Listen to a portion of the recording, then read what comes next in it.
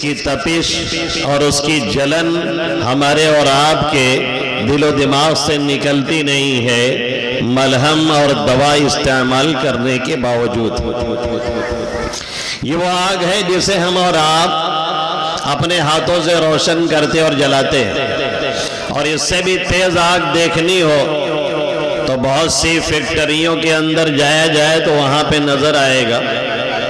جیسے ہم گجرات میں گئے تو ایک فیکٹری میں ہمیں لے جایا گیا تھا جہاں لوہا بن رہا تھا، یہ سریے کا کام ہو رہا تھا۔ وہاں پہ جو پانی والی شپ ہوتی ہے، جو جہاز ہوتا ہے، اس کی پوری چادر آتی ہے لوہے کی، کئی کئی انچ موٹی، وہ خاص کٹر سے کاٹی جاتی ہے اور اس کے بعد آگ میں اسے داخل کیا جاتا ہے۔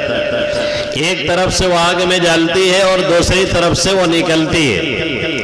ایسا محسوس ہوتا ہے کہ پورے آگ ہی ایک طرف سے جا رہی اور دوسری طرف سے نکل رہی ہے۔ اس آگ کی تیزی اتنی زیادہ ہے، نہ معلوم کتنے ہزار پاور بتائی گئی۔ وہاں پہ کھڑے ہونے کے لیے ہمیں اور آپ کو کافی مشکلات کا سامنا کرنا پڑے گا۔ وہاں پہ جو بھی کھڑے ہوتے ہیں اور جو کاریگر ہوتے ہیں، وہ یہاں تک کہ بوٹ پہنے ہوتے ہیں، یہاں تک کہ ان کے ہاتھ میں دستانے ہوتے ہیں، بہت بڑے بڑے دست پناہ ہاتھ میں لیے ہوئے ہوتے ہیں، بہت دور سے اسے کیچ کر رہے ہوتے ہیں اور پکڑ رہے ہوتے ہیں، اور بغل سے یہ فراٹا پنکھا بڑا والا ان کے پیچھے مستقل چلتا رہتا ہے کاریگروں کے۔ ہر گھنٹے پہ شکر، لیمو، پانی ان کو دیا جاتا ہے تاکہ ان کے باڈی کا جو پانی ہے وہ سوکھ نہ جائے، ختم نہ ہو جائے۔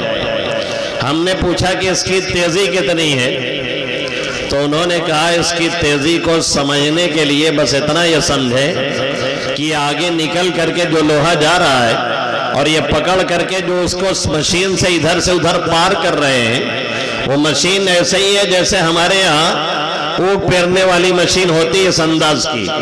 اس میں وہ پوری چادر لوہے کی جاتی ہے اور ادھر سے ادھر ہوتے ہوتے اسٹیپ بائی اسٹیپ، درجہ بائی درجہ، کئی مرحلوں سے گزرنے کے بعد پھر وہ جیسی سریا بنانا ہوتا ہے لاسٹ میں ویسے ہی تیار کی جاتی ہے۔ تو ادھر سے ادھر وہ پکڑ کے پھینکتے ہیں اور بڑی احتیاط اور پوری بیداری کے ساتھ، یعنی ذرہ برابر اگر مسٹیک ہوئی تو لینے کی دینی پڑ جائے، یہ صورتحال رہتی ہے۔ تو انہوں نے کہا کہ ایک مرتبہ یہ جو لوہے کی آگ ادھر سے نکل رہی ہے اور یہ مشین میں ڈال رہے ہیں پکڑ کر کے، ایک مرتبہ مس کر گئی تھی اور وہ اس کے ران پہ سیدھے چلی گئی جو کاریگر یہاں پہ کھڑا ہے۔ تو اس کاریگر کے ران پہ وہ لوہا گیا ہے اور زیادہ سے زیادہ 2 سیکنڈ یا 1 سیکنڈ، within 2 سیکنڈ، 1 سے 2 سیکنڈ کے اندر اس کی پوری ران کٹ کر کے نکل گئی اور پورا کا پورا حصہ اس کا الگ ہو گیا۔ اب اس کی تیزی کا اندازہ ہم اور آپ لگا سکتے ہیں کہ کتنے پاور اس میں رہی ہوگی اور کتنی تیز یہ رہتی ہوگی۔ یہ وہ آگ ہے جو حضرت انسان جلاتے ہیں، یہ وہ آگ ہے جسے ہم اور آپ جلاتے ہیں، یہ وہ آگ ہے جسے ہم اور آپ تیار کرتے ہیں۔ کہیں ہم کوئلے کے ذریعے سے، کہیں ہم لکڑیوں کے ذریعے سے، کہیں ہم ڈیزل کے ذریعے سے، کہیں ہم پٹرول کے ذریعے سے، کہیں کسی اور ذریعے سے، لیکن اس آگ کی تیزی کا اندازہ لگایا جا سکتا ہے کہ آخری جو درجہ ہوتا ہے سریا تیار ہونے کا اور لوہے کے بننے کا، وہ جب لاسٹ میں جا کر کے رکھا جاتا ہے تو ہم جیسے لوگ وہاں پہ 2-3 منٹ کھڑے نہیں ہو سکتے ہیں، اتنی تیز آگ اس کی نکل رہی ہوتی ہے۔ تو اب اس آگ کی تیزی کا اندازہ اس سے بھی بخوبی لگایا جا سکتا ہے، اور جو وہاں پہ کھڑے ہوتے ہیں کاریگر، وہ پورے اس انداز سے کھڑے ہوتے ہیں کہ انہیں دیکھنے کے بعد آپ کو اور ہمیں داروغے جہنم یاد آ جائے جس کو اللہ نے وہاں پر ڈیوٹی پہ لگایا ہوا ہے۔ تو یہ آگ حضرت انسان کی ہے اور انسانوں نے اپنے ہاتھ سے اسے جلایا ہوا ہے۔ اللہ کہہ رہا ہے जिस आग से डरने की बात मैं कर रहा हूँ, जिस आग से बचने की बात मैं कर रहा हूँ, ये इंसानों की अपनी जलाई हुई नहीं है। इस आग का आलम ये है कि तुम डायरेक्टली उस पर हाथ नहीं डाल सकते। इस आग का आलम ये है कि तुम उस पर रखे हुए तवे और कढ़ाई और उस पर देगची लगी हुई है तो उसको डायरेक्ट नहीं पकड़ सकते हो, उसे इनडायरेक्ट ही तुम्हें पकड़ना है। और अगर खुदा न खास्ता कभी उस पे हाथ तुम्हारा झटके से चला गया तो नतीजा ये निकलेगा कि फिर तुम्हारी उंगली जल जाएगी, उसमें छाले पड़ जाएंगे, तुम्हारे चेहरे पे उसकी पकी हुई पानी और उसकी पकी हुई चाय अगर गिर गई तो चेहरा देखने के लायक नहीं बचेगा, तुम्हारी शक्लें बिगड़ जाएंगी। ये आग तुम अपने हाथों से बनाते हो, अपने हाथों से रोशन करते हो, अपने हाथों से जलाते हो। अल्लाह कह रहा है हम इस आग से डरने और बचने की बात नहीं कर रहे हैं, बल्कि हम उस आग से बचने की बात कर रहे हैं। क़ू अनफुसकुम व अहलीकुम नारा वक़ूदुहा अन्नास वल हिजारा, जिसका ईंधन हजरत इंसान है, जिसका ईंधन ये पत्थर है, जिसका ईंधन ये माबूदाने बातिला है, जिसका ईंधन वो माबूद हैं जो पत्थरों के तराशे गए हैं और बनाए गए हैं, इनको भी डाल करके उनकी बेबसी जाहिर की जाएगी। ये आग अल्लाह की जलाई हुई है और उसकी रोशन की हुई है। इस आग से डरने और डराने की अल्लाह बात कर रहा है। क़ू अनफुसकुम व अहलीकुम नारा वक़ूदुहा अन्नास वल हिजारा, जिसका ईंधन हजरत इंसान और जिसका ईंधन ये पत्थर जिसको इंसान पूजता है, जैसा कि अल्लाह रब्बुल इज्जत ने 17वें पारे में फरमाया इन्नकुम वमा तअबुदून मिन दूनिल्लाहि हसबु जहन्नम अंतुम लहा वारिदून, कि अल्लाह को छोड़ करके जिसकी भी तुम पूजा कर रहे हो सब के सब जहन्नम का ईंधन बनेंगे, इन्हें भी जहन्नम में डाला जाएगा। ये दिखाने के लिए कि ये कितने बेबस हैं, ये बताने के लिए कि इनकी कोई हैसियत नहीं, ये बताने के लिए कि जिनको तुम सहारा समझते थे और जिन पर तकिया और भरोसा था, इनकी खुद हालत ये है कि अपने को नहीं संभाला दे सकते हैं तो ये दूसरे को क्या बचाएंगे, जिसके बारे में अल्लाह रब्बुल इज्जत ने 16वें पारे की आखिरी सफ़े में फरमाया या अय्युहन्नास ज़ुरिबा मसलुन फस्तमिऊ ला, ऐ लोगो एक मसल बयान कर रहा हूँ, उसे दिल के कानों से सुनो। इन्नल्लज़ीना तदऊन मिन दूनिल्लाहि लन यख़्लुक़ू ज़ुबाबा वलव इज्तमऊ ला, अल्लाह को छोड़ करके जिनको भी पुकार रहे हो, जिनको मावा और मलजा समझ रहे हो, जिनके बारे में तुम्हारा ये ख्याल है कि ये हमारा कुछ बिगाड़ेंगे, जिनके बारे में तुम्हारा ख्याल है ये हमारा कुछ बना देंगे, जिनके बारे में तुम्हारा ये ख्याल है ये हमें कुछ आता करेंगे, जिनके बारे में तुम्हारा ये ख्याल है कि ये हमें कुछ नफा या नुकसान पहुंचाएंगे। इन्नल्लज़ीना तदऊन मिन दूनिल्लाह लन यख़्लुक़ू ज़ुबाबन वलव इज्तमऊ ला, सब के सब मिल जाएं तो भी एक मक्खी को भी नहीं पैदा कर सकते हैं और नहीं बना सकते हैं। वहीं यसलुबहुमुज़ ज़ुबाबु शय्अन ला यस्तनक़िज़ुहु मिन ज़अफ़ अत-तालिब वल मतलूब, और अगर मक्खी उनसे कुछ ले करके भाग जाए तो उसे वापस भी नहीं ला सकते और छीन भी नहीं सकते हैं। पूजने वाले भी कमजोर हैं और जिनको पूजा जा रहा है वो भी कमजोर हैं। अल्लाह को छोड़ करके जिनसे भी आरज़ू की जाती है, अल्लाह को छोड़ करके जिनसे भी तमन्नाएं की जाती हैं, अल्लाह को छोड़ करके जिन्हें भी पुकारा जाता है, अल्लाह को छोड़ करके जिनसे भी मांगा जाता है, अल्लाह को छोड़ करके जिनसे भी आस लगाई जाती है और ये ख्याल दिलो दिमाग में लाया जाता है कि ये हमारा कुछ करने वाले हैं या किसी नफा या नुकसान के मालिक हैं। अल्लाह ने 22वें पारे की इस आयत में बड़े खुले लफ्जों में हमें और आपको पैगाम दिया और समझाने की कोशिश की। वल्लज़ीना तदऊन मिन दूनिही मा यमलिकून मिन क़ित्मीर, अल्लाह को छोड़ करके جتنے کو تم لوگ پکارتے ہو اور جسے کچھ سمجھتے ہو وہ اتنا بھی اختیار نہیں رکھتے۔ کھجور کی گٹھلی کے اوپر جو ایک معمولی سا چھلکا ہوتا ہے اتنا بھی کسی کو اللہ نے با اختیار نہیں بنایا ہوا ہے، لیکن یہ ہماری اور آپ کی ایمانی کمزوری ہے کہ ہم سمجھتے ہیں فلاں کام بنائے گا، ہم سمجھتے ہیں فلاں کام بگاڑے گا، ہم سمجھتے ہیں فلاں عزت سے نوازے گا، ہم سمجھتے ہیں فلاں ہمیں ذلیل کر کے رکھ دے گا، ہم یہ سمجھتے ہیں فلاں ہمیں قعر مذلت سے نکالے گا، ہم یہ سمجھتے ہیں فلاں ہمیں عزتوں کی بلندی تک پہنچائے گا۔ جو خود اپنی عزت یا ذلت کا، جو خود اپنے رزق کا یا فقر و فاقہ کا مالک نہیں، وہ دوسرے کے کہاں سے کام آ سکتا ہے؟ یہ ساری چیزیں شرکت غیر کے اعتبار سے اللہ رب العزت نے اپنے قبضے قدرت میں رکھی ہوئی ہے اور کسی اور کو اس کا مالک اللہ نے نہیں بنایا ہوا ہے۔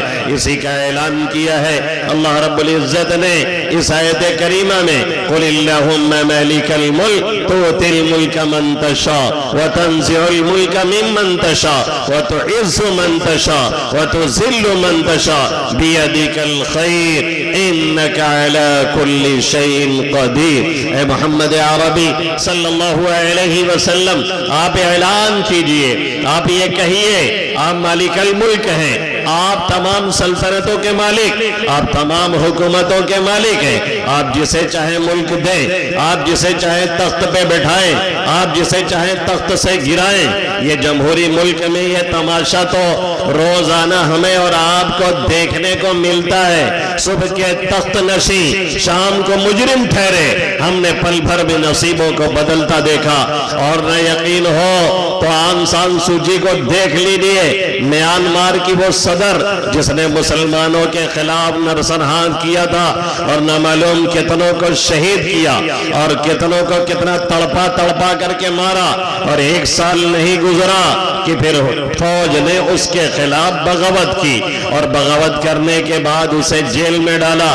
پھر وہاں کی حکومت نے اس کے خلاف مقدمہ چلایا اور نتیجہ یہ نکلا کہ اس کے خلاف مقدمہ چلانے کے بعد اسے سزا سنائی گئی۔ اب ایک روم میں اسے بند رکھا گیا ہے، آج 6 سال 7 سال ہونے کو ہے۔ جو روم 5x5 ہے اسی میں اسے سونا ہے، اسی میں اسے نہانا ہے، اسی میں اسے لیٹرین کرنی ہے اور اسی میں رہنا ہے، باہر کی دنیا سے کوئی واسطہ نہیں۔ یہ ہے میرا رب جو تمام سلطنتوں کا مالک ہے۔ اسی کو بہادر ظفر مرحوم نے کہا، صبح کے تخت نشین شام کو مجرم ٹھہرے، ہم نے پل بھر میں نصیبوں کو بدلتا دیکھا۔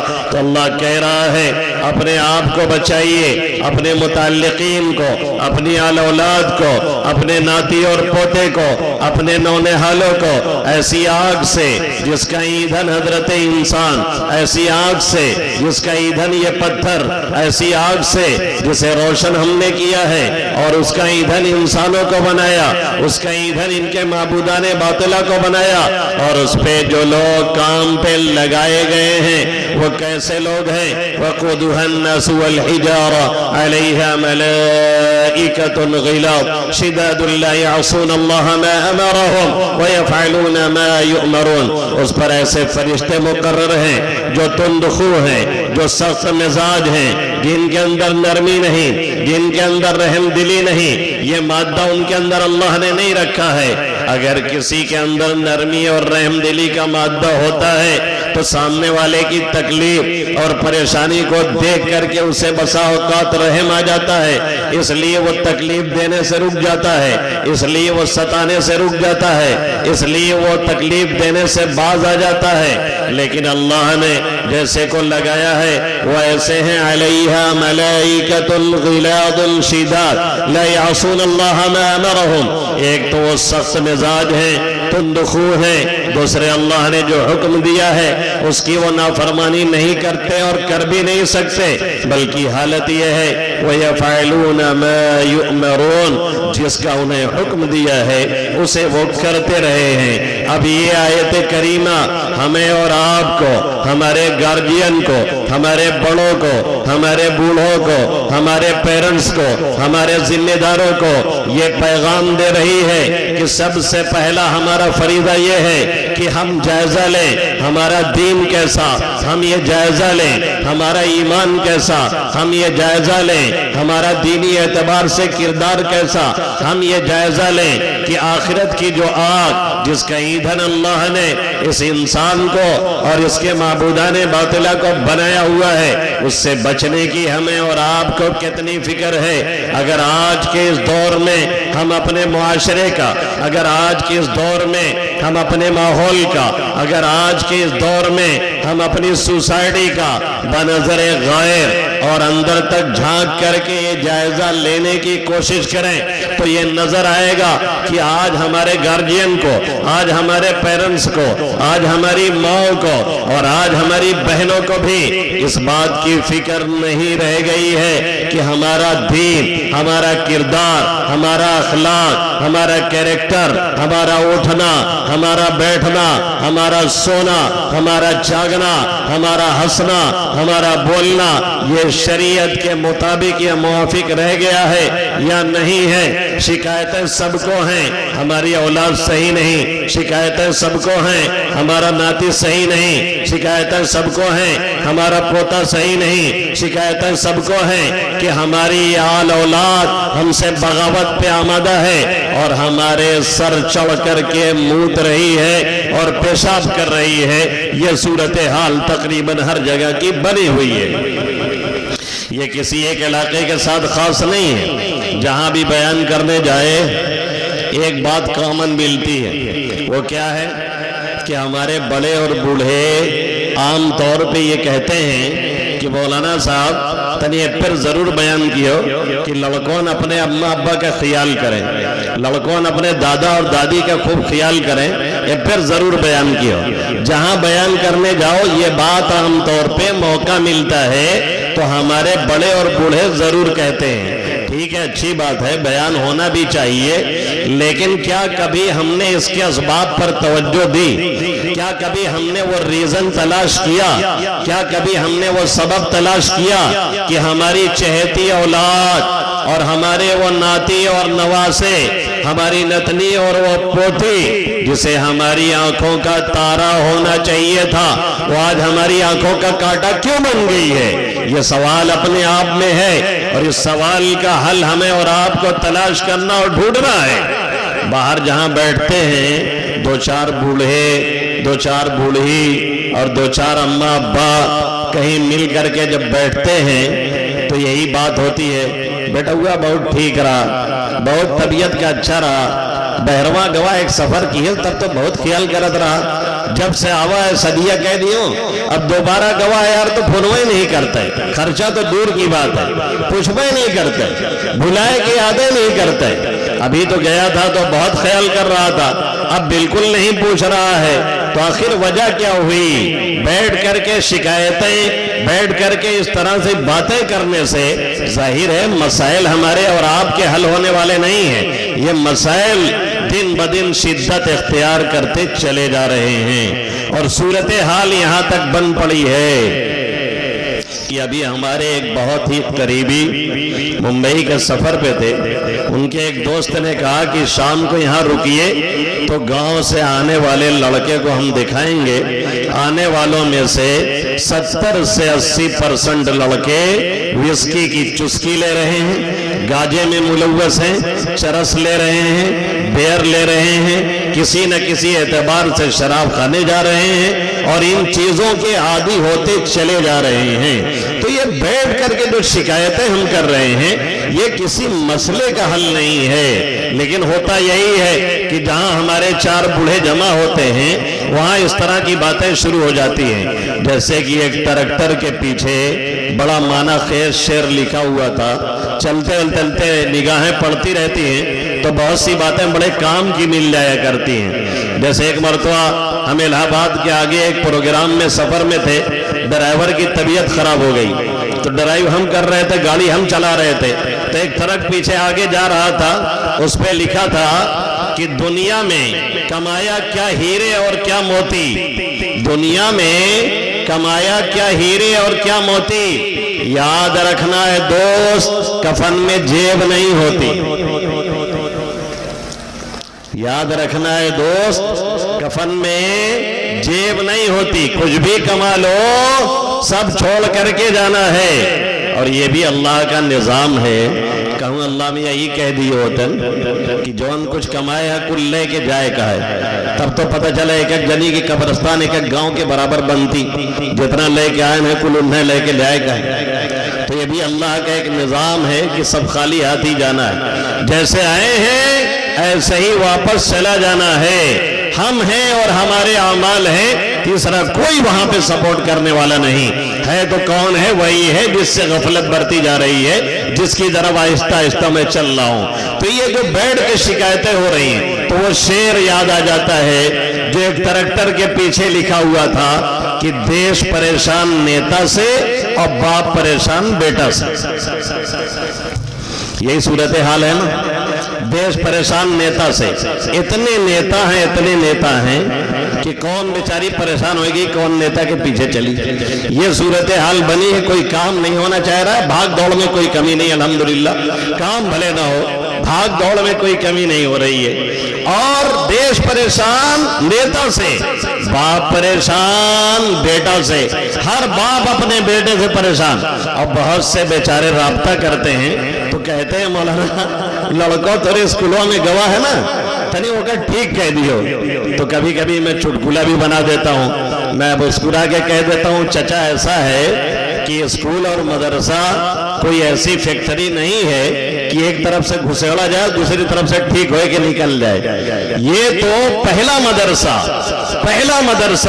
اور پہلی حفاظت گاہ اور پہلی عبادت گاہ اور پہلی تربیت گاہ یہ ماں کی گود نہیں بلکہ ماں کا پیٹ ہوتا ہے، جس کی طرف ذرہ برابر ہماری اور آپ کی توجہ نہیں۔ آج کی سائنس یہ کہنے پہ مجبور ہے کہ اماں ابا کی جو ذہنیت ہوتی ہے بلکہ گھر کا جو ماحول ہوتا ہے، اس ماحول کے اثرات اس آنے والے بچے پہ پڑتے ہیں۔ آج کے ڈاکٹر، آج کے حکماء، آج کے طبیب، آج کے سائنسداں سبھی اس بات کو ایکسپٹ کر رہے ہیں اور مان رہے ہیں، اور اسے 1450 سال پہلے محمد عربی صلی اللہ علیہ وسلم نے حل کر دیا تھا۔ جب بھی کسی بچے کو کوئی مسئلہ ہوتا ہے، خاص طور سے دودھ پیتے بچے کو، تو پرہیز کسے کرایا جاتا ہے؟ اماں کو اور ابا کو۔ ماں کو ڈاکٹر بولتا ہے آپ کو یہ پھل کھانا ہے، یہ نہیں کھانا ہے، آپ کو یہ غذا لینی ہے، یہ غذا نہیں لینی ہے، آپ کو یہ دوا لینی ہے، اس سے پرہیز کرنا ہے، ورنہ ہونے والے بچے پہ یہ اثر پڑے گا۔ اور بچہ اگر دودھ پی رہا ہے تب بھی ماں ہی کو بتایا جاتا ہے پرہیز کہ ایسے رہنا، ایسے کرنا ہے۔ تو ایک مرتبہ ایک صحابی رسول آئے اور وہ کہنے لگے اللہ کے حبیب صلی اللہ علیہ وسلم، ہمارے کئی لڑکے ہیں، بڑے خوبصورت ہیں، بڑے اچھے ہیں، پرسنالٹی بہت اچھی ہے۔ ایک لڑکے کا کلر ٹھیک نہیں، تھوڑا جھرمٹا ہے، رنگ بہت اچھا نہیں ہے، ہلکا پھلکا ہے۔ اشارہ میں کہنا چاہا کہ لڑکا میرا نہیں لگ رہا ہے۔ اللہ کے حبیب صلی اللہ علیہ وسلم نے سوچا دیہاتی صحابی ہیں تو سمجھانے کے لیے بھی کوئی ایسا ہی مثال کی ضرورت ہے۔ دیکھو ہر ایک کے سامنے دلائل سے نہیں بات کی جاتی ہے، جو جیسا ہوتا ہے اسی اعتبار سے اس سے آپ گفتگو کریں گے۔ اب ایک آدمی ان پڑھ ہے، اس سے آپ بہت لمبی چوڑی وہ اچھے انداز میں اس کے سامنے لچھے دار باتیں کر رہے ہیں، اب وہ دلائل کی دنیا میں اتر کے آپ گفتگو کر رہے ہیں، اس کے سر کے اوپر سے جا رہی ہے، بیچارہ کچھ سمجھ نہیں پا رہا ہے، خالی موڑ ہلا رہا ہے، وہ سمجھ رہا ہے کہ مولانا صاحب تلاوت کرا تھا، خالی سن لو، کچھ چل رہا ہے۔ جیسے وہ ایک مولانا تھے تو ان کو تھوڑا بھاری بھرکم الفاظ بولنے کی عادت پڑی ہوئی تھی۔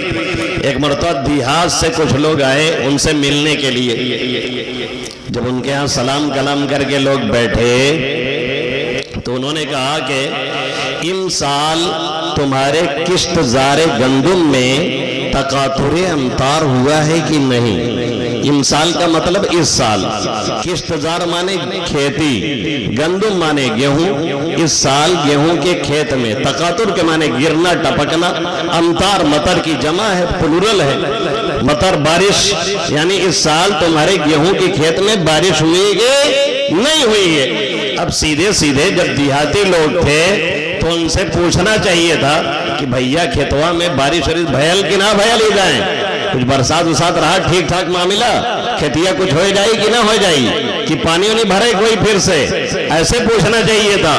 کیوں؟ بیچارے ایک دم پھکڑ دیہاتی تھے۔ مولانا صاحب کو سوچے کہ کچھ بولا جائے اونچا لفظ، انہوں نے کہا ان سال تمہارے کشتزار گندم میں تقاطر امطار ہوا ہے کہ نہیں؟ یعنی اس سال تمہارے گیہوں کے کھیت میں بارش ہوئی ہے کہ نہیں ہوئی ہے؟ تو ایک چاچا دوسرے چاچا کا ٹھونکی آئے اور کہیں چلا ہو مولانا صاحب تلاوت کرا دن پھر آواجائی ملے خاطر۔ تو ہر جگہ اونچے انداز میں بات نہیں کی جاتی ہے، مخاطب کیسا ہے، کیسے لوگ بیٹھے ہیں، سننے والے کیسے ہیں، کتنا سمجھ سکتے ہیں، اس لیول پہ جائیے اور وہاں سے جا کر کے پھر بات کیجیے تاکہ ان کے ذہن و دماغ میں کچھ بات بیٹھے۔ اسی کو حضرت علی کرم اللہ وجہہ نے فرمایا کلم الناس علی قدر عقولہم، لوگوں سے بات کرو ان کی عقلیں دیکھ کر کے اور سمجھ کر کے۔ تو اللہ کے حبیب صلی اللہ علیہ وسلم نے ان کو سمجھانے کے لیے، جب وہ صحابی نے کہا کہ ہمارے کئی لڑکے اور ایک لڑکا کمزور ہے اور اس کی شکل و صورت بھی بہت اچھی نہیں ہے، یعنی میرا نہیں لگ رہا ہے، یہ پس پردہ انہوں نے کہنا چاہا۔ آقا نے پوچھا جانور پالے ہو، اونٹ اونٹ ہیں؟ انہوں نے کہا ہاں بہت سے ہیں۔ پوچھا کیسے ہیں؟ انہوں نے بتایا کہ سب ایسے کلر کے ہیں ویسے کلر کے ہیں۔ آپ نے فرمایا سب ایک کلر کے ہیں؟ انہوں نے کہا نہیں دو چار دوسرے کلر کے بھی ہیں۔ آپ نے فرمایا یہ انہی کے بچے ہیں نا کہ الگ سے لائے ہو؟ کہا انہی کے بچے ہیں، جو پہلے سے اونٹ ہمارے پاس تھے یہ انہی کے سب بچے ہیں۔ آقا مدنی صلی اللہ علیہ وسلم نے پوچھا کہ یہ جو دوسرے کلر کے دو چار دس آ گئے ہیں یہ کہاں سے آئے ہیں اور کیسے؟ جب انہی کے بچے ہیں تو کلر دوسرا کیسے ہے، پرسنالٹی دوسری کیسی ہے؟ تو صحابی رسول نے فرمایا، دیہاتی صحابی بدوی، انہوں نے فرمایا کہ لعلہ عرق نزعہا، لگتا ہے کوئی رگ اسے کھینچ کر کے لائی ہے۔ ان کے باپ دادا پر دادا لکڑ دادا چھکڑ دادا سکڑ دادا اوپر والی نسل میں کوئی ایسا رہا ہوگا، اس کلر کا، اس ڈیزائن کا، اس انداز کا، اس کا اثر نیچے والے پہ پڑا ہے، اس لیے ایسا اس اونٹ میں کچھ اونٹ ایسے بھی آ گئے۔ آقا مدنی صلی اللہ علیہ وسلم نے مسکرا کے فرمایا ہا ہونا لعلہ عرق نزعہا، یہاں بھی شاید کسی کی پرچھائی پڑ گئی ہو، اوپر باپ دادا میں کوئی اس طرح کا رہا ہو، اس کے اثرات پڑ گئے ہوں، اس لیے آپ کا ایک لڑکا ایسا ہو گیا ہے تو کوئی حرج کی بات نہیں ہے۔ فوراً وہ دیہاتی صحابی سمجھ گئے۔ اللہ کے حبیب صلی اللہ علیہ وسلم نے اس حدیث سے صرف ان کا مسئلہ نہیں حل کیا بلکہ آقا نے ہمیں اور آپ کو یہ سمجھایا کہ آنے والے بچے پر، آنے والے نونہالوں پر اور آنے والی نسلوں پر ہماری جو سوچ ہے، جو فکر ہے، جو اپروچ ہے، جو ذہنیت ہے، جو تعلیم ہے، جو تربیت ہے، جو اخلاق ہے، جو کردار ہے، جو کیریکٹر ہے، ساری چیزیں اس پہ چھپتی رہتی ہیں اور بعد میں ہم کوستے کسی اور کو ہیں اور گالی کسی اور کو دے رہے ہوتے ہیں، اور وہ ہمارے کالے کرتوت یا ہمارے اچھے اخلاق ہوتے ہیں جو ہماری نسلوں پہ چھپ کر کے آتے رہتے ہیں۔ یہ ہمارا کردار، یہ ہماری ذہنیت، یہ ہمارا ماحول گھر کا کیا ہے؟ لیکن افسوس صد افسوس، جب ماں کے پیٹ میں بچہ ہے، پہلے زمانے میں ہوتا یہ تھا کہ جب ماں کے پیٹ میں بچے ہوتے، جب وہ امید سے ہوتی، ان کے کلمہ میں اضافہ، ان کے درود میں اضافہ، ان کی نمازوں میں اضافہ، ان کی تسبیح میں اضافہ، اللہ اللہ سبحان اللہ الحمدللہ، جب دیکھو اللہ کی یاد، تاکہ آنے والے بچے کی ذہنیت صحیح ہو، اس کی سوچ صحیح ہو، اس کی فکر صحیح ہو، فوراً وہ مصلی کا سہارا، وہ نمازوں کی پابندی آنے والے نونہالوں پہ بہتر سے بہتر اثر پڑے۔ اور آج حالت یہ ہے کہ چاہے امید سے ہو اور چاہے بچے کو گود میں لیے ہوئے ہو، ہر وقت کان میں آلے لگے ہیں اور گانے چل رہے ہیں اور سیریل چل رہا ہے اور فلم چل رہی ہے، وہی ویر ہے، موٹو پتلو ہے اور نہ معلوم کتنے سیریل ہیں۔ اور اب تو باقاعدہ پوچھا جاتا ہے کہ مولانا صاحب فلاں سیریل دیکھنا اور ڈرامہ دیکھنا جائز ہے کہ ناجائز ہے؟ اچھا ابھی یہ شبہ بھی ہے، ابھی شبہ بھی ہے کہ وہ ڈرامہ ٹھیک ہے۔ ایک صاحب نے جیسے کہا کہ ہمارا بھتیجوا وہ فلم میں کام کرے چاہتا ہے، تو جواز کے لیے وہ دلیل تلاش کر رہے تھے کہ فلم میں کام کرنے کے لیے کوئی دلیل مل جائے۔ تو ایک مرتبہ ہمارے چھوٹے بھائی سے ملاقات ہو گئی تو ان سے کہنے لگے، انہوں نے کہا یار فلم ہوتی ہے، گناہ کا کام ہٹاؤ اس کو، کہا کہ سنت کے مطابق کام کری۔ سنے ہوئی ہے فلم اور سنت کے مطابق، یہ کون فلم ہے جو ان میں سنت کے مطابق کام ہوتا ہے؟ دیکھیے کیسے ملمہ شادی کی جا رہی، کیسے الو بنایا جا رہا ہے، کیسے بیوقوف بنایا جا رہا ہے۔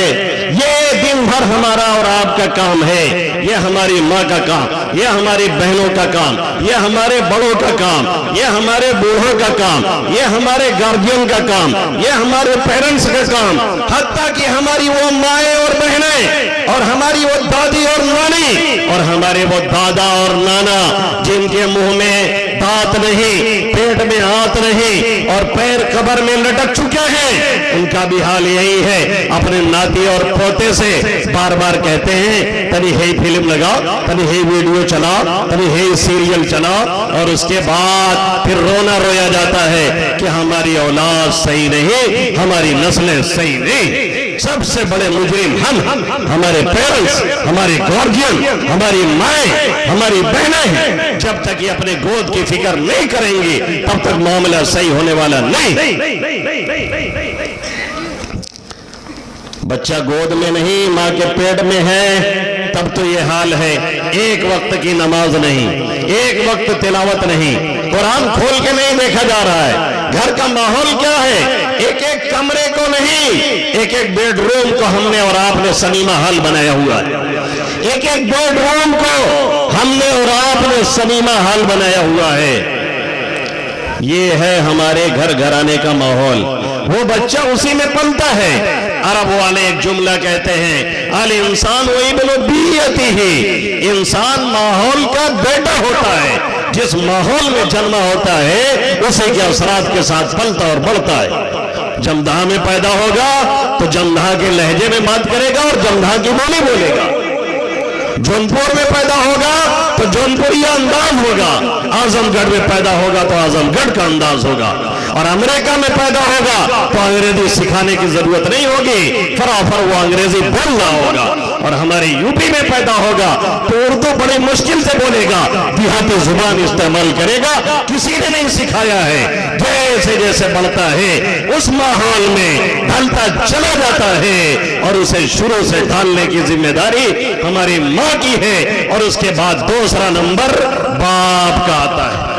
سب سے پہلی تعلیم، سب سے پہلی تربیت گاہ، سب سے پہلے دیکھ ریکھ کی جگہ یہ ماں کی گود ہے۔ اور حالت کیا ہے؟ ماں کا دودھ نہیں پی رہا ہے، ماں کی گود میں نہیں رہ رہا ہے، چلا رہا ہے تو شیشی لگا دی جا رہی ہے، ایک چشنی چل گئی وہ تھما دی جا رہی ہے، اور تو اور اب روتے ہوئے بچے کو موبائل ایسے ہی دیا جاتا ہے جیسے لگتا ہے کہ کوئی کوما میں جا رہا تھا، اسے آکسیجن لگا دیا گیا، وہ خاموش۔ ہر گھر کا یہی حال، ہر گھر کا یہی حال، ہر ماں کا تقریباً یہی حال۔ 98% ماں اور بہنوں نے اپنے آپ کو اسی جگہ پہ ڈالا ہوا ہے، اور اس کے بعد پھر اٹھتے ہیں لوگ کہتے ہیں کوئی جنید کیوں نہیں، کوئی قاسم کیوں نہیں، کوئی نانوتوی کیوں نہیں، کوئی طارق بن زیاد کیوں نہیں، کوئی علی میاں ندوی کیوں نہیں، کوئی شیخ الاسلام مولانا حسین احمد مدنی کیوں نہیں، اور کوئی مولانا عبدالحلیم نور اللہ مرقدہ کیوں نہیں، جس نے اٹھ کر کے جونپور کی نشستیں ساریاں کر ڈالی۔ اسی لیے نہیں کہ وہ مائیں نہیں رہ گئی جو انہیں لے کر کے آتی تھی، اور جن کی تعلیم اور تربیت کے ذریعہ سے ایسی نئی پود تیار ہو کر کے آتی تھی۔ पौधा निकलता है, जब निकलना शुरू होता है, बड़ा होना शुरू होता है, शुरू ही में उसे देखा जाता है सीधा है कि टेढ़ा है। अगर जरा सा टेढ़ा हुआ तो उसे इस गिर्द लकड़ी लगाई जाती है, बांस लगाया जाता है, सीधे रखने की कोशिश की जाती है। जब वो शुरू में सीधा रखा जाता है तो ऊपर तक सीधा जाता है। शुरू में छोड़ दिया जाए तो टेढ़ा हो जाएगा, फिर उसे सीधा करना मुमकिन नहीं। ज्यादा कोशिश करोगे तो तोड़ डालोगे। इसी को फारसी का शायर कहता है, खिश्ते अव्वल चोले हद मेहमार कज ता सुरैया नीरवत दीवार कज। राजगीर जब पहली ईंट टेढ़ी रखता है, सुरैया सितारे तक चले जाइए, दीवार टेढ़ी जाएगी, कभी सीधी नहीं हो सकती। और मैं तो कहता हूं कि सुरैया सितारे तक जा भी नहीं पाएंगे, रास्ते में टेढ़ी होते होते गिर जाएगी, जाएगी भी नहीं ऊपर। शुरू में तवज्जो की जरूरत। माँ संभाले अपने आप को, बाप संभाले अपने आप को। माँ से बच्चों का कनेक्शन मेन होता है। उनका हाल ये हो गया है, बच्चों से दूर दूर तक कोई वास्ता नहीं। और अब्बा का हाल ये है कि बच्चे सुबह सवेरे बैग और थैला लेकर के पढ़ने के लिए कॉन्वेंट और स्कूल और कॉलेज चले जाते हैं और अब्बा सो रहे होते हैं। अब अब्बा उठेंगे, ब्रश करेंगे, नाश्ता करेंगे और उसके बाद फिर निकल जाएंगे ऑफिस और अपनी दुकान पे, अपने तिजारत पे, अपने काम पे, अपने दुकान डलिया पे वहां लगे रहेंगे। और बेटा शाम 4 बजे आएगा, फिर वो मेहनत करके खाएगा पिएगा। अब जब वो सो जाएगा तब अब्बा वापस आएंगे। जब वो उठेगा अब्बा सो रहे होंगे, और जब वो आके सो जाएगा तब अब्बा वापस आएंगे। बाप बेटे का कोई कनेक्शन नहीं, कोई ताल्लुक नहीं। इसी हालत में वो बड़ा होता है, फिर वो पहचानता नहीं अब्बा कौन, उसकी शफकत क्या, उसका लौट क्या, उसका प्यार क्या, उसका दुलार क्या, उससे लगाव क्या, अब्बा कौन है, पहचान नहीं रह गई है। उसके बाद किस मुंह से कहा जा रहा है कि हमारा बेटा और हमारी बेटी हमारा ख्याल नहीं करते, जब बचपन में हमने और आपने जो देना था उसे दिया नहीं, तो ख्याल किस बुनियाद पे करवाया जा रहा है। अब और बड़े हो तो हमें और आपको हुक्म है कि क्या सिखाया जाए, कलमा और दुरूद। अपनी बात जल्दी जल्दी मुकम्मल करने की कोशिश कर रहा हूं। थोड़ा और बड़े हो, हमें और आपको ये हुक्म है, इफ्तहू अला सिबियानिकुम अव्वल कलिमा ला इलाहा इल्लल्लाह। जब थोड़ा बड़े हो, तुतलाई हुई जुबान चलने लगे, बोलने के काबिल हो जाए, कुछ कहने लगे, उन्हें पहले सिखाइए ला इलाहा इल्लल्लाह, अल्लाह के सिवा कोई माबूद नहीं, वही खालिक है, वही राज़िक है, वही मालिक है, वही मलिक है। सारे शहंशाहों का शहंशाह वही है, वही मारता है, वही युलाता है, वही रज़्ज़ाक़ है, वही राज़िक है, वही मुही है, वही मुमीत है, वही मुइज़्ज़ है, वही मुज़िल है, वही समीअ है, वही बसीर है, वही हकम है, वही अदल है, वही लतीफ है। वो जिसे चाहता है तख्त शाही पे बिठाता है और जिसे चाहता है उठा करके फेंक देता है। दुनिया की कोई भी ताकत सुपर पावर नहीं है, सुपर पावर सिर्फ मेरा रब्बे हकीकी है। डर और खौफ अगर बैठाना है उसी का बैठाइए और बताइए कि हिंदुस्तानी वजारत पा करके यहाँ का वजीर आजम या सदर बन करके कोई खुदा नहीं हो गया। खुदा वही है जो हमेशा से है और हमेशा रहेगा, वो हय्यो कय्यूम है। और वही जिसे चाहता है इस दुनिया में रखता है और जिसे चाहता है इस दुनिया से लेकर के जाता है। ला इलाहा इल्लल्लाह मुहम्मदुर रसूलुल्लाह, अल्लाह के सिवा कोई माबूद नहीं। मोहम्मद अरबी सल्लल्लाहु अलैहि वसल्लम उसके पैगंबर हैं, उसके बंदे हैं, उसके रसूल हैं। वो शरीयत लेके आए, कहाँ पैदा हुए, मक्का में 10 साल रहे। 10 साल क्या किया, मदीना में, मक्का में 13 साल रहे। 13 साल कैसे गुजारे, मदीना में 10 साल रहे, फिर कहाँ मदफून हुए, ये बताइए। क्या ये अलमिया नहीं है कि आज का 25-25 साल का नौजवान उसे यही खबर नहीं कि मेरे नबी का नाम क्या है, कौन है मुजरिम। इसमें सबसे बड़ा रोल प्ले कौन कर रहा है? ये हमारी माएं और बहनें, ये हमारे गार्जियन और जिम्मेदार, ये हमारे दादा और नाना, ये हमारे बड़े और बूढ़े। कल قیامت میں ہماری یہ نسل کھڑی ہوگی اور یہ کھڑے ہو کے کہیں گے ربا میرے ماں باپ کو، میرے دادا کو، میرے نانا کو، میری نانی کو، میری دادی کو، میرے بڑوں کو، میرے بوڑھوں کو پہلے پکڑ کر کے جہنم میں پھینک دے، جنہوں نے مجھے تیری معرفت سے، تیری پہچان سے، تیری پہچان کروانے سے دور رکھا، یہ سب سے بڑے مجرم ہیں، میرے مولا پہلے انہیں پھینک دے۔ وقالوا ربنا إنا أطعنا سادتنا وكبرانا فأضلونا السبيل۔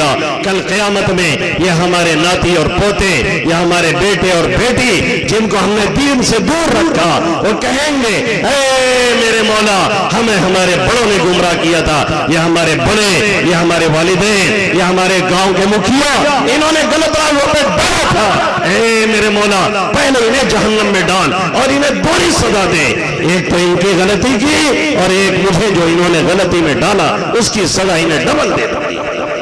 إنا أطعنا سادتنا وكبرانا فأضلونا السبيل ربنا آتهم ضعفين من العذاب ولعنهم لعنا كبيرا۔ اب یہ ذمہ داری تھی، ہم نے وہ ذمہ داری نہیں پوری کی، اٹھا کر کے جب بولنے کے لائق ہوا ہم نے گالی سکھائی، ہم نے بکنا سکھایا، وہ الٹے پلٹے بولتا رہا، تتلائی ہوئی زبان سے ہمیں اس کے الفاظ اچھے لگتے رہے، ہم نے اسے منع نہیں کیا، غلط جملے وہ بولتا رہا، اسی طریقے سے پروان چڑھتا رہا اور اپنے کتے کو کھلا پلا کر کے موٹا بنانے کا انجام یہ ہوتا ہے، ایک دن وہ اسی مالک کو کاٹتا ہے۔ ہم نے پالا پوسا ہے اس بیٹے کو، یا تو ہمارے گھر میں رہنا ہے یا ہم سے الگ رہنا ہے، بار صورت ہے ہماری اولاد، اس لیے تکلیف ہمیں کو جھیلنی ہے اور مصیبت ہمیں کو لینا ہے۔ اب پڑھانا تھا، اب سکھانا تھا، اب کلمہ سکھانا، اب دروس سکھانا، اب دین سکھانا، اب ایمان سکھانا تھا، اب ہم نے کیا کیا؟ کانوینٹ کے اٹھا کر کے حوالے کر دیا، سینٹ جوزف کے حوالے کر دیا، ماں درگا کے حوالے کر دیا، جہاں اسے یہودیت سکھائی گئی، جہاں اسے نصرانیت سکھائی گئی، جہاں اسے معصومیت سکھائی گئی، جہاں اسے پنڈت بنایا گیا۔ اگر نہیں سنا تو یہ نہیں سنا کہ میرا نبی کون ہے، جہاں RAT ریڈ پڑتا ہے، جہاں CAT کیٹ پڑتا ہے، جہاں سب کچھ سنتا ہے، نہیں سنتا تو یہ نہیں سنتا کہ والد کون ہے، نہیں سنتا تو یہ نہیں سنتا کہ والدہ کون ہے، نہیں پڑھتا تو یہ نہیں پڑھتا کہ والدین کا حق کیا ہے اور بڑھاپے میں ان کی خدمت کا صلہ کیا ہے۔ اسی لیے جیسے بوڑھے ہوتا ہے بوجھ لگنے لگتے اولڈ ایج ہوم میں داخل کیا جاتا ہے۔ کسی بھی مولانا مفتی، کسی بھی عالم اور حافظ کے والدین اور بوڑھے اگر اولڈ ایج ہوم میں مل جائیں گے تو میں تقریر کرنا چھوڑ دوں گا، کوئی نہیں ملے گا۔ اور غریب کے بھی والدین جلدی نہیں ملیں گے، سب ملتے ہیں پیسے والے۔ جونپور میں بھی اولڈ ایج ہوم ہے، جا کر کے کل ہی دیکھ لیجئے گا، بڑے بوڑھے جب ان کو پیار اور خدمت کی ضرورت ہوتی ہے، جب یہ بچے اس لائق ہوتے ہیں اماں ابا کے کچھ سہارا بنے، اور اماں ابا بیچارے جب چل نہیں پاتے، ہل نہیں پاتے، بڑھ نہیں پاتے، انہیں اولڈ ایج ہوم میں لے جا کر کے اٹھا کے پھینک دیا جاتا ہے۔ کیوں؟ یہ غلط تعلیم اور تربیت کا نتیجہ۔ اب اسے کلمہ سکھانا تھا، اب اسے دروس سکھانا تھا، اب اسے رب کی معرفت دینی تھی، اب اسے یہ بتانا تھا اماں کیا ہے، ابا کیا ہے، ان کے فضائل کیا ہیں، ان کی خدمت کا صلہ کیا ہے۔ ہم نے اس سے غفلت بتری اور لے جا کر کے کانوینٹ کے حوالے کیا، اور اسی حال میں اگر مر گئے تو یہ تمہاری چہتی اولاد تمہیں پڑھ کر کے ایصال ثواب بھی نہیں کرے گی۔ یہی وجہ ہے کہ کتنے یہاں بیٹھے ہیں جنہوں نے اپنے اماں ابا کو جس روز دفنایا تھا اس روز قبر پہ گئے تھے، اس کے بعد پلٹ کر کے آج تک واپس نہیں گئے۔ یہ سچائی ہے، یہ بہت بڑی سچائی ہے۔ اور جس کو یہی نہیں آتا ہے کہ ایک آیت پڑھ لے جائے، وہ اپنے اماں ابا کو ایصال ثواب کیا کرے گا؟ ہمارے یہاں ایک صاحب بیمار ہو گئے، ان کو فالج لگ گئی، پیسے والے لوگ تھے تو سنتے بھی نہیں تھے،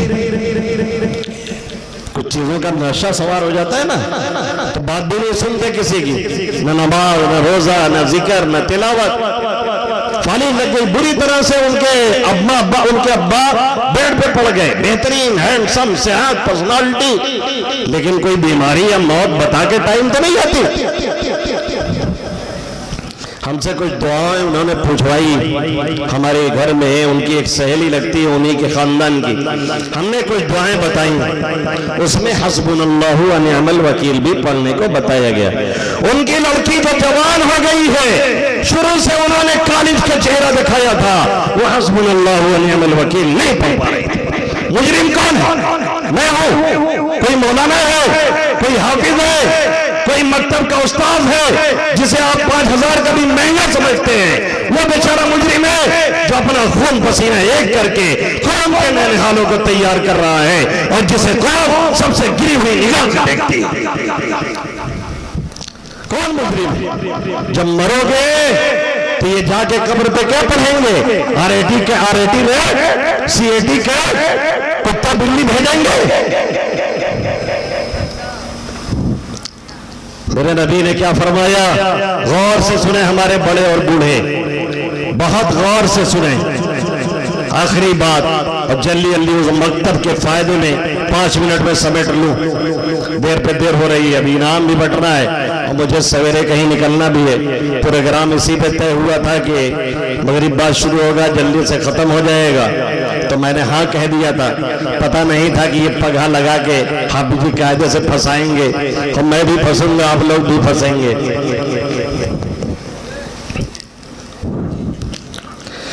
اللہ کے حبیب صلی اللہ علیہ وسلم نے فرمایا، کل قیامت میں کتنے والدین دیکھیں گے کہ ہمارے جنت کے محلات بہت اونچے،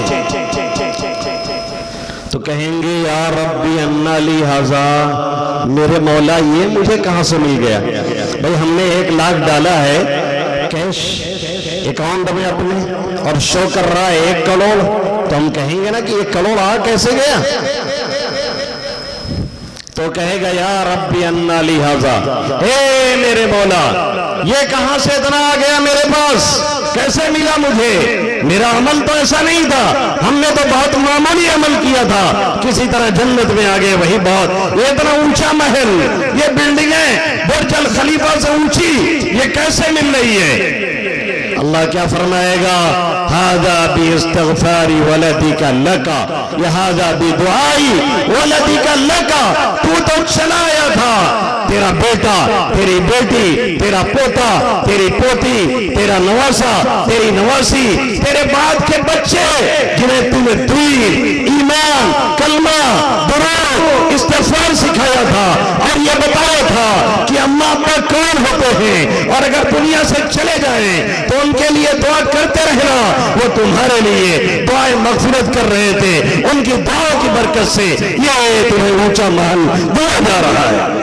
یہ تبھی ہوگا جب انہیں بچپن میں سکھایا جائے گا۔ یہ کون کرتا ہے؟ یہی مکتب کے لوگ۔ یہ کون کرتا ہے؟ وہی حافظ جی۔ یہ کون کرتا ہے؟ وہی پرائمری کے استاد جنہیں دنیا بوروپلی کا موڑا سمجھتی ہے۔ کل قیامت میں یوم تبلی السرائر فما لہ من قوت ولا ناصر، جب راز کھولا جائے گا، جب بھید آشکارا ہوگا، جب مردے قبروں سے نکالے جائیں گے، تب سمجھ میں آئے گا کون 2 روپے کا مہنگا تھا اور کون کروڑ کا مالک تھا۔ یہ سارے راز کل قیامت میں کھلیں گے، تب افسوس، تب ندامت، تب ہچکچاہٹ، تب وہاں پہ جا کر کے شرمندگی کوئی فائدہ دینے والی نہیں۔ اگر سمجھنا ہے تو آپ سمجھیے، اور اگر دنیا سے اور اپنی اولاد سے فائدہ اٹھانا ہے تو ابھی انہیں دین سکھائیے، ایمان سکھائیے، کلمہ سکھائیے، درود سکھائیے، پہلے مکتب کی تعلیم دیجیے۔ میں یہ نہیں کہتا کہ ڈاکٹر مت بنائیے، میں نہیں کہتا انجینئر مت بنائیے، میں نہیں کہتا انہیں ہائپر ایجوکیشن کا مالک مت بنائیے، ہاں یہ ضرور کہتا ہوں پہلے مسلمان بنا دیجیے، پھر جو بھی آپ کو بنانا ہو بناتے رہیے، تاکہ مسلمان پائلٹ ہو، تاکہ مسلمان انجینئر ہو، تاکہ نمازی انجینئر ہو، تاکہ نمازی ڈاکٹر ہو، تاکہ دیندار ڈاکٹر ہو، اپنے دین ایمان کی حفاظت کرے اور اپنے نسلوں کی حفاظت کرے۔ یہ کام مکتب میں ہوتا ہے، صبح سے لے کر کے شام تک تک سینکڑوں بار اسے یہ کلمہ اور درود اٹھایا جاتا ہے، مکتب میں اسے پڑھایا جاتا ہے، اماں کون ہے، ابا کون ہے، ان کا حق کیا ہے، بڑھاپے میں خدمت کا صلہ کیا ملتا ہے، بچے سیکھتے ہیں، پھر اماں ابا کا خیال کرتے ہیں، بڑھاپے میں ان کا ہاتھ پیر دباتے ہیں۔ اگر دین اور ایمان انہیں سکھایا جائے گا، اس دنیا میں بھی ان سے فائدہ ملے گا اور جانے کے بعد بھی وہ فائدہ پہنچائیں گے۔ اور اگر دین ایمان نہیں سکھایا گیا، خدا کی قسم مرنے سے پہلے وہ جنازہ میں بھی ہو سکتا ہے شرکت کے لائق نہ ہو، اور اس میں سب سے بڑے مجرم ہمارے پیرنٹ اور گارجین اور ذمہ دار ہوں گے۔ اس لیے ہمارے یہ ذمہ دار اور یہ گارجین اور یہ پیرنٹ طے کریں کہ جب تک اپنے بچے کو مکتب کی تعلیم نہیں دیں گے، جب تک انہیں کلمہ، جب تک درود، جب تک دین، جب تک ایمان، جب تک نماز، جب تک روزہ، جب تک ذکر، جب تک تلاوت انہیں نہیں سکھالیں گے، تب تک ہم دنیا کے کسی بھی ایجوکیشن اور تعلیم گاہ میں انشاءاللہ انہیں نہیں بھیجیں گے۔ ایک کام تو یہ کرنا ہے، اور دوسرا کام اپنے نوجوانوں سے بہت ہاتھ جوڑ کر کے لیکن پوری شدت کے ساتھ، میرے پیارے نوجوانوں، پوری دنیا کی مائیں اور بہنیں، مساجد اور مدارس کی نگاہیں تمہاری طرف اٹھی ہوئی ہیں۔ تم سے بڑی امیدیں قوم کو وابستہ ہیں۔ تم ہی تھے جو طارق ابن زیاد تھے، تم ہی تھے جو قاسم تھے، تم ہی تھے جو صلاح الدین ایوبی تھے، تم ہی تھے جس نے اندلس کا نقشہ بدلا تھا، تم ہی تھے جس نے پلٹ کر کے دنیا کے نقشے کو رکھ دیا تھا۔ آج کیا بات ہے کہ پوری دنیا تمہیں دیکھ رہی ہے، اور تم اور ہم ہیں کہ اپنی ہی کشتی کو ڈبونے کا اپنے ہاتھوں سے سامان کر رہے ہیں۔ غیر قوموں کا حال دیکھو، صبح کے وقت میں نمانام کتنے پروگرام سے روزانہ واپس آتا ہوں، 3-4 بجے یہاں کی تنظیموں کے اکثر لڑکے ٹہل کر کے ورزش کر کے واپس ہو رہے ہوتے ہیں، اور ہمارے یہ نوجوان 3-4 بجے موبائل چلا کر کے ایک دین کا میسج ڈال کر کے اور اسٹیٹس لگا کر کے پھر سو جاتے ہیں، اور 10 بجے 9 بجے ان کی صبح ہوتی ہے۔ سوئی قومیں جاگ اٹھی، بیدار مسلمان سوتا ہے، گہوارے قلب مومن میں اب جذبہ ایمان سوتا ہے۔ نوجوانوں، تم اس ملک کے، تم اس قوم کی، تم ان ماں اور بہنوں کے آنسوؤں کو پوچھنے والے ہو۔ تمہاری مسجد اقصی تمہارے ہاتھوں سے گئی، تمہاری بابری مسجد تمہارے ہاتھوں سے گئی، اور ایک نہیں ابھی 33,000 مسجدیں ٹارگٹ پہ ہیں۔ روزانہ کوئی نہ کوئی شوشہ تمہارے خلاف چھوڑا جا رہا ہے، اور تمہاری تباہی اور بربادی کی پوری داستان رقم کرنے کے لیے پلاننگ کی جا چکی ہے، منصوبے بنائے جا چکے ہیں۔ آخر تم کب جاگو گے اور کب بیداری کا سرما لگاؤ گے؟ نوجوانوں، ہمیں گلا دوسری قوموں سے نہیں، ہمیں اپنے ملک کے اور اپنے نورہنوں سے اور اپنے نوجوانوں سے گلا ہے۔ میرے نوجوانوں، مائیں بہنیں تلک تلک کے تمہیں دیکھ رہی ہیں، رو رہی ہیں، پکار رہی ہیں، ہائے کوئی اٹھتا صلاح الدین، ہائے کوئی اٹھتا طارق ابن زیاد، ہائے کوئی اٹھتا قاسم، اور پلٹ کر کے نقشہ رکھ دیتا۔ ہم اور آپ اپنی دنیا میں، اپنے ہوٹل میں، اپنے قہوہ خانے میں، اپنی عیاشیوں میں مست ہیں، یہ اچھی بات نہیں۔ اے موج حوادث، ان کو بھی 2-4 تھپڑے ہلکے سے۔ کچھ لوگ ابھی تک ساحل پہ طوفان کا نظارہ کرتے ہیں، بیٹھ کر کے طوفان کا نظارہ مت کیجیے، قدموں کو ایڑ لگائیے، اٹھیے، اللہ سے لو لگائیے، اللہ سے مانگیے، اپنی بے بسی کا اظہار کیجیے، اور جتنا اپنے بس میں ہے اتنی محنت اور کوشش کیجیے۔ انشاءاللہ تعالی کسی کے اندر پھر یہ طاقت نہیں ہوگی کہ ہمیں سب ہستی سے مٹا سکے۔ حیات باقی، ملاقات باقی، بہت سی باتیں بھی باقی ہیں، پھر آئیں گے تو کریں گے۔ اللہ ان چند باتوں پہ سب سے پہلے مجھے اور آپ سبھی حضرات کو عمل کی توفیق نصیب فرمائے، آمین یا رب العالمین۔ وما علینا الا البلاغ المبین۔